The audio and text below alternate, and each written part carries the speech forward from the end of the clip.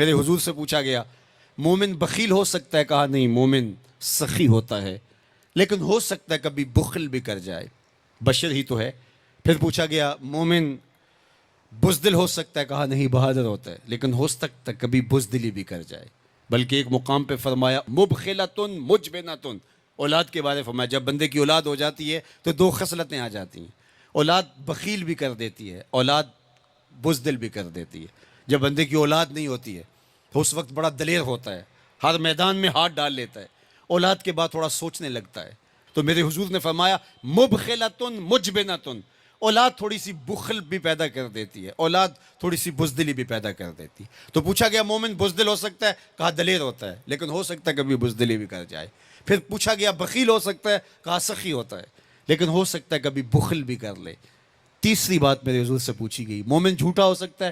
فرمایا جھوٹا نہیں ہو سکتا، یہ طے شدہ بات ہے کہ مومن ہو اور جھوٹا ہو، یہ نہیں ہو سکتا۔ میں اور آپ اپنی زندگی میں اتریں، اپنے شب و روز میں اتریں، اپنے کاروبار میں اتریں، اپنے دوستوں کی بیٹھک میں اتریں اور دیکھیں ہماری زندگی میں کہیں جھوٹ تو نہیں جڑا ہوا۔ میرے حضور نے تو مومن کی شان بیان کی کہ وہ جھوٹا نہیں ہوتا، اور میرے حضور کا نمایاں وصف صادق اور امین ہے، جس کو کافر بھی مانتے تھے۔ جب آقا کریم نے کوہ صفا پہ چڑھ کے کہا میں اگر کہوں کہ پہاڑ کی دوسری جانب سے ایک لشکر آ رہا ہے جو تمہیں تاخت و تاراج کر کے رکھ دے گا تو تم میری بات مان لو گے؟ تو انہوں نے کہا نہ بھی نظر آیا تو ہم کہیں گے ہم اندھے ہیں، آپ سچے ہو۔ جو اتنا سچا، جس کی صداقت کی قسمیں کھائی جائیں، جس کی امانت کی قسمیں کھائی جائیں، ہم اس کے غلام اور اس کے امتی ہوں۔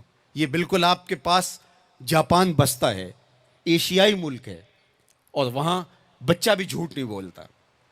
وہ کوئی اور گوشت پوست کے بنے ہوئے انسان ہیں، نفس اور شیطان ان کے ساتھ نہیں جڑا ہوا؟ کیا ان کی ضروریات اور ان کی مجبوریاں نہیں؟ لیکن وہ جھوٹ کیوں نہیں بولتے؟ ان کی ماں نے بتایا بیٹے جھوٹ نہیں بولنا، ان کے باپ نے بتایا بیٹے جھوٹ نہیں بولنا، ان کے استاد نے اسکول میں بتایا بیٹے جھوٹ نہیں بولنا۔ اور ہم کیوں بولیں؟ ہمارے نبی نے بتایا جھوٹ نہیں بولنا، ہمارے آقا نے بتایا کہ جھوٹ نہیں بولنا۔ اگر ہم آقا کے سچے غلام ہیں تو ہماری زبان سے جھوٹ نکل ہی نہیں سکتا۔ جب کوئی شخص جھوٹ بولتا ہے، حدیث پاک میں آتا ہے اس کے منہ سے بدبو نکلتی ہے، جس سے اللہ کے رحمت کے فرشتے ایک میل دور ہٹ جاتے ہیں، اور اگر وہ پھر جھوٹ بولتا ہے تو فرشتے اور پیچھے ہٹتے چلے جاتے ہیں۔ اب سویر سے لے کر شام تک جھوٹ جھوٹ اور جھوٹ، اور فرشتے کہاں کے کہاں پہنچ گئے۔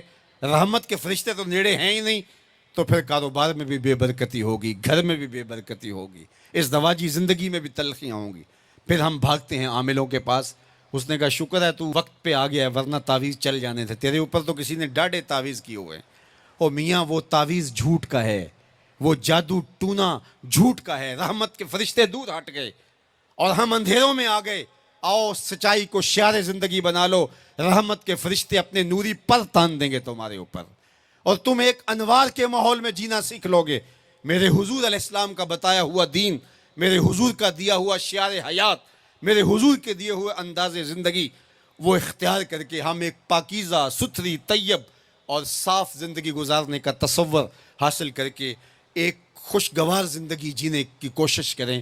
آئیے میں اور آپ آج دیکھیں کہ ہمارے ساتھ کوئی ایسا عمل، کوئی ایسا رویہ تو نہیں جڑا جو حضور کے بتائے ہوئے طریقوں سے ہٹ کر ہے۔ آؤ اپنی زندگی کو ان کے قدموں میں ڈال دیں، ہمارا رویہ بتائے ہم حضور کے غلام ہیں، ہمارا طرز زندگی بتائے ہم حضور کے غلام ہیں، ہمارا انداز حیات بتائے ہم حضور کے غلام ہیں۔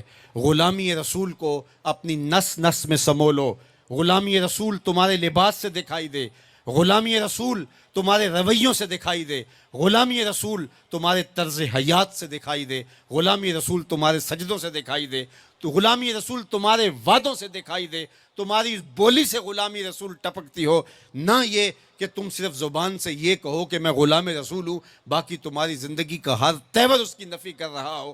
آؤ میں اور آپ آج کی اس بزم نور کے اندر یہ عہد کر کے اٹھیں کہ زندگی کی ایک ایک سانس حضور کی اطاعت میں گزاریں گے، جئیں گے تو حضور کے لیے، مریں گے تو حضور کے لیے، اور زندگی کی ایک ایک سانس حضور کے نام لگائیں گے اور ان کے لیے جئیں گے اور انہی کے لیے مریں گے۔